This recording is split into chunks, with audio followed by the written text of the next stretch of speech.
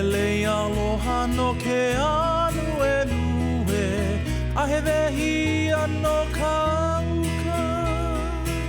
He hoa kau ano ala kai, hulu pei kana hele. E maliu mai, I ka leo kupuna, ma ke ala o ke onga. E hua kai ki lohana, e kulia I ka du.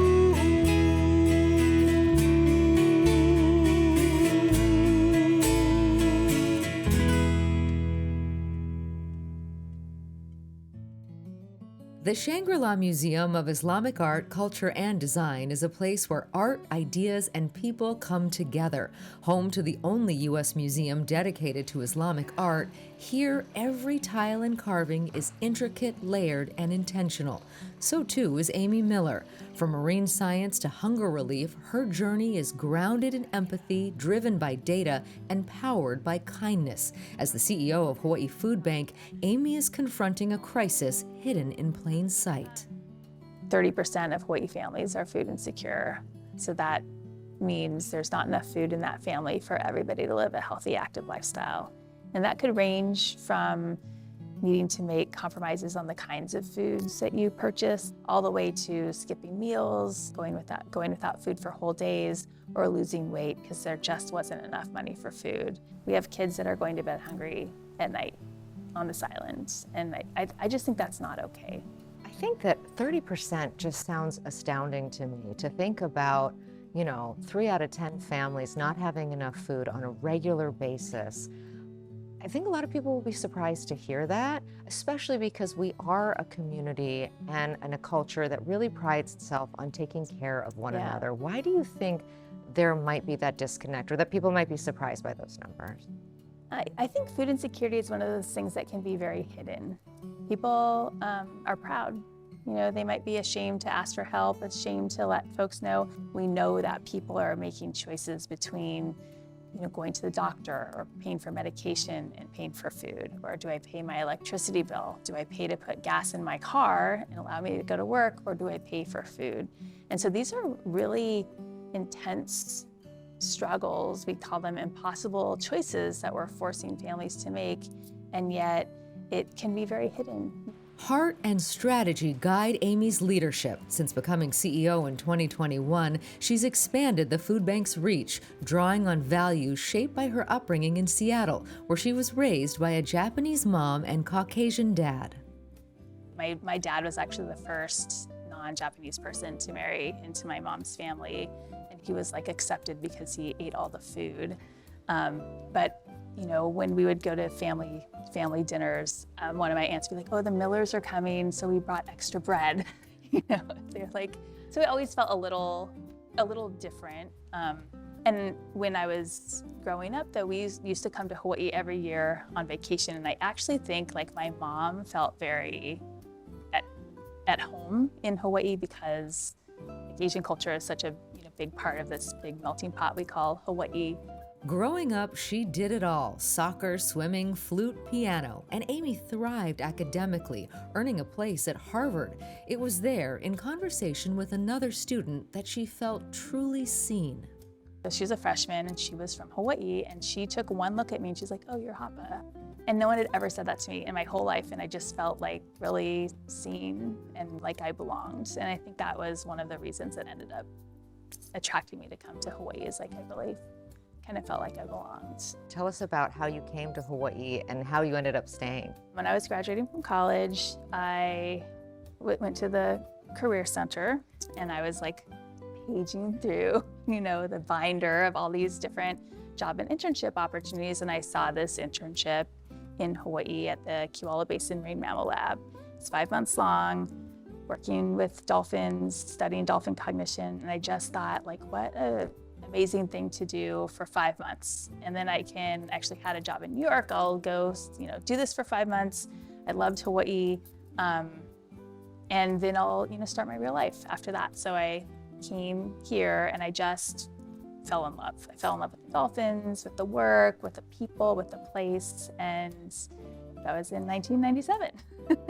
And it's so unusual to meet someone who was a dolphin trainer, especially if a dolphin trainer for 7 years. What of that experience do you still carry with you?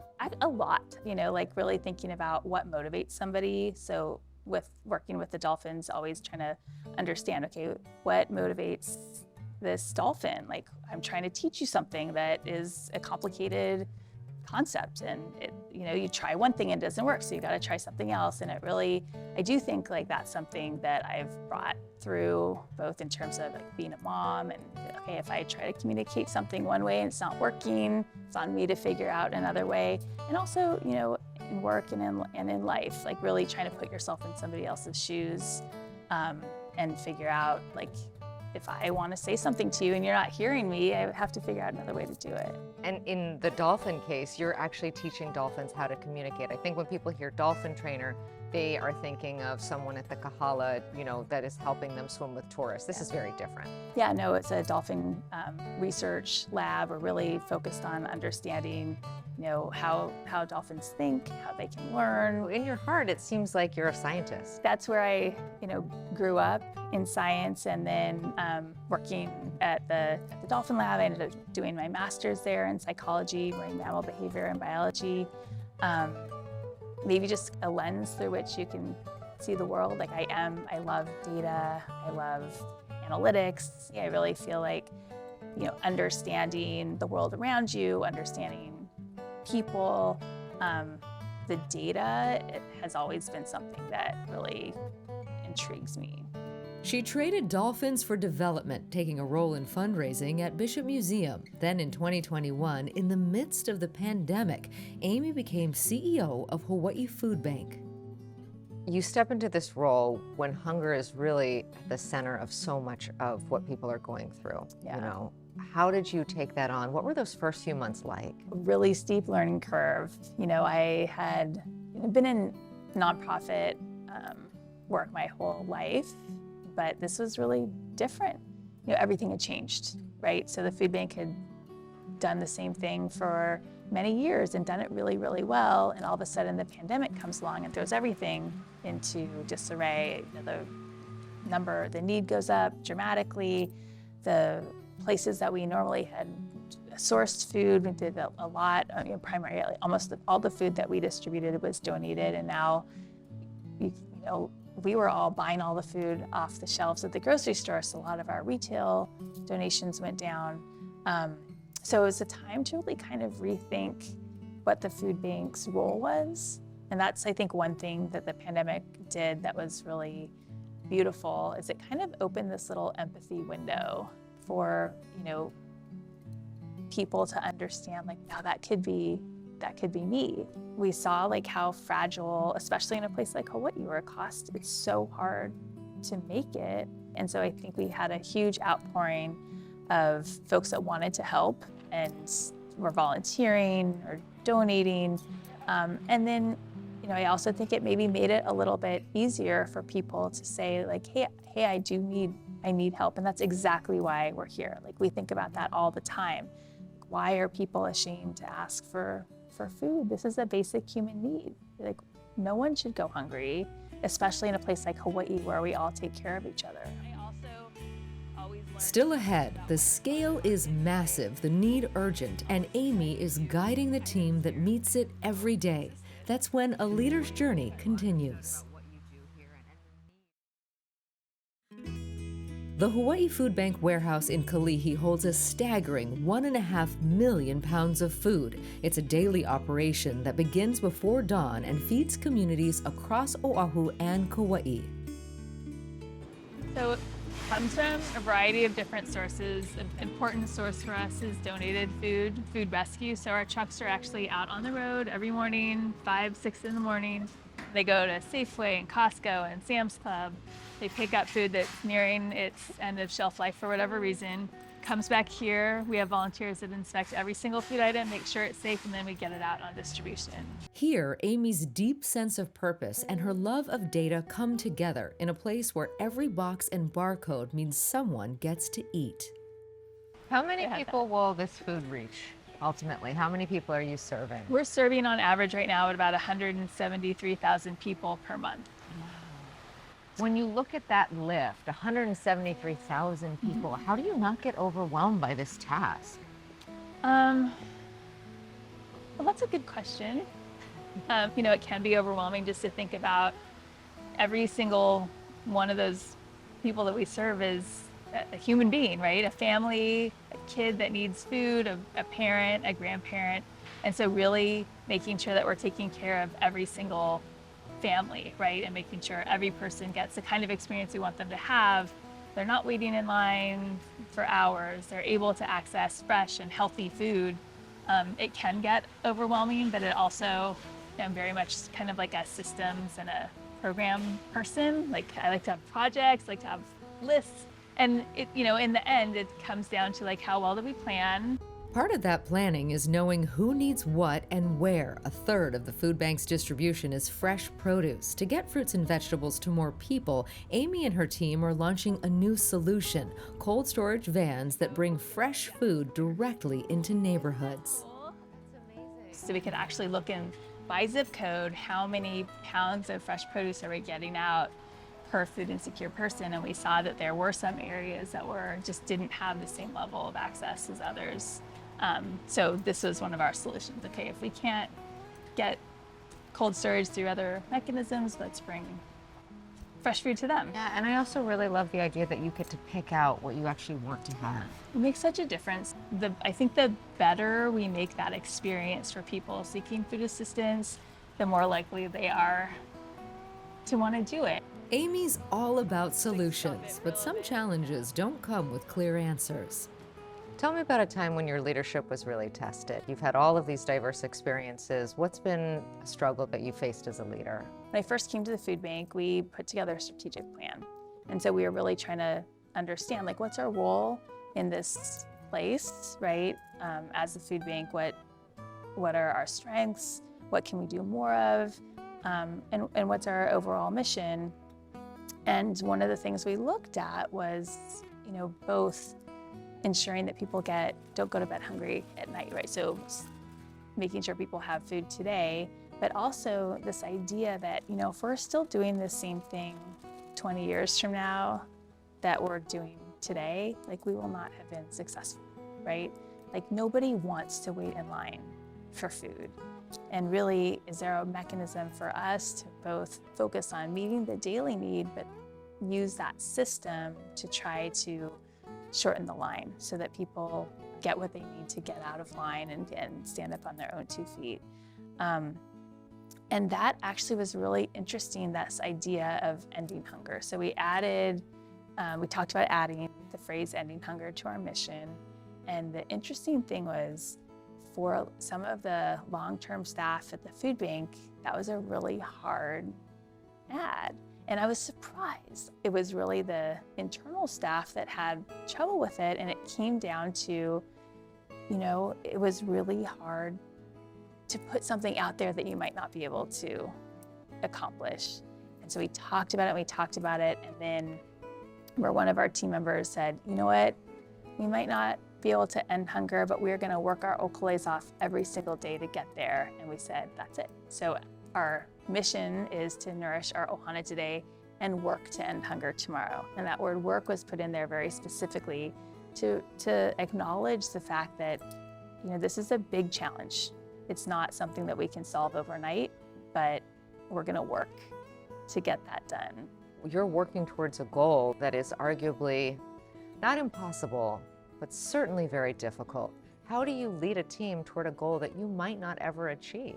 So I'd say that there's 2 parts to that. And one is that hunger is just something that happens every day, right? So every single time that you're able to support a family with groceries, that's a night that they didn't go to bed hungry, right? So you have a little win every single day. You're helping somebody's life be a little bit easier, taking that worry about food off the table, even if it's just for one day or 1 week. The other piece of it, though, is I actually think in a place like Hawaii, food insecurity is not an impossible thing to solve. We live on an island. We live in a place where people take care of each other. We don't have that many people, and we don't have porous boundaries, right? And I really believe that it's something that if we have the will, that we can deal with it. I really do think so. So, and maybe that's like naive of me, but I do believe that we can solve it. We need that optimism. Yeah. I mean, we have to have someone leading an organization like yours with that kind of intention and optimism and true belief, because if you didn't believe that, then you wouldn't be the right person in that role, right? Well, and food insecurity is tied to all these other big things, right? Like you can't, in the end, you couldn't probably just solve food insecurity because it's connected to the cost of living and housing and all of these other things. But the thing about food is it's not that complicated compared to, say, housing, right? And it's not that expensive compared to some of these other big issues. So I do feel like if this is something that we can tackle, and we can tackle it together, and we can actually make big strides. Still ahead, Amy's call to action. I really actually think it's time for us to stop kind of working around the edges and really address the big systemic issues that we have that make it so hard for so many families. That's when A Leader's Journey continues. Hawaii's challenges are critical, and Amy Miller says it's time to act. What the guidelines are in terms of... What do you think Hawaii needs most from its leaders right now? I think courage is something that we need to step up into this space right now. I mean, I think that, Hawaii is we're in a pivotal time. We are losing population. More Native Hawaiians live outside of Hawaii than in right now. I was speaking with somebody the other day who is a real estate agent, said he's selling more homes in Las Vegas to families than here in Hawaii. And I think it's a real crisis. People cannot afford to live here, and we have to fix that. Otherwise, what will this place be without the people? And so I really actually think it's time for us to stop kind of working around the edges and really address the big systemic issues that we have that make it so hard for so many families. And so what does that look like in practice to you? Being willing to say what is okay and what isn't okay. Being willing to think about big changes and maybe us accepting that the status quo isn't acceptable anymore. We can get together and say, this isn't okay, and these are the things that we need to do as a community in order to be sure that everybody comes along. But I think we have to be willing to understand that it's, our lives today, for those of us that are lucky and we have jobs and we aren't struggling, that's, there's so many families that aren't in that position, and it's just not okay. It's not okay for us to pretend that's not happening anymore. I was recently at a talk, and this woman shared that even intermittent food insecurity for very young children can cause permanent changes in the brain structure. And I just thought, we just can't do this. We are jeopardizing our future as a community because we are not ensuring that especially our youngest kids have access to safe and healthy food. So I really do think that this is something if we can tackle it together and address it and just make sure our kids have food, make sure our families have food, that opens up so many other great opportunities and outcomes for our whole community. In my interactions with you, what always strikes me is that you're so warm and kind, and I wonder how kindness is an asset to leadership. I mean, that's what I tell my kids every day. Being kind, I think, is so important, right? It's all about connections and connecting with people. And, if you have an opportunity to make somebody's life a little bit better, to me, that's a big part of being human. It's important to be kind to be thoughtful, to be like thinking of other people is a, I do think it's an important part of leadership.